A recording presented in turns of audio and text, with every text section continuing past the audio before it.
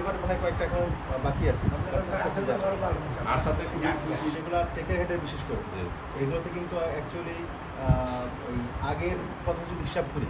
আপনারা জানেন এই আমাদের সীমান্তবর্তী যে এলাকার পূজা মণ্ডপগুলি আছে সেগুলো কিন্তু অন্যান্য পূজা মণ্ডপগুলির মতো না।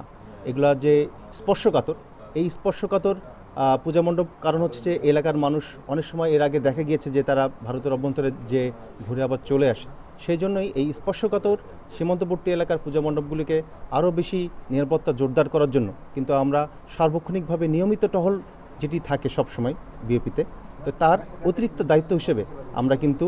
এই মনিটরিং সেলের মাধ্যমে আমাদের যে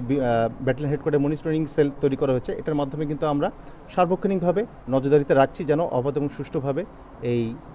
বড় যে উৎসব হিন্দু ধর্মাবলম্বীদের সেটি কিন্তু তারা পালন করতে পারে। প্রশাসনিক জনবল থেকে এই লোকজন আসছে এবং এখানে কিন্তু তারা দায়িত্ব পালনের জন্য অতিরিক্ত কষ্ট করে কিন্তু বিজেপি সদস্য কিন্তু যেন সুষ্ঠুভাবে সীমান্তবর্তী এলাকার মধ্যে নির্বিঘ্নে এবং শান্তি শৃঙ্খলাভাবে যেন পূজা পালন করতে পারে সেটার জন্য 24 ঘন্টা দিনে রাতে পরিশ্রম করে যাচ্ছে। এছাড়াও আমরা সার্বক্ষণিক যে এই সীমান্তবর্তী পূজা মণ্ডপের কন্ট্রোল সেল আমরা তৈরি করেছি ব্যাটালিয়ন হেডকোয়ার্টারে, যেন সামগ্রিক তথ্য যেন আমরা মনিটর করতে পারি। এই মনিটরিং সেলের যে কন্ট্যাক্ট নাম্বার সেটা কিন্তু আমরা প্রত্যেকটি পূজা মণ্ডপে দিয়ে দিয়েছি।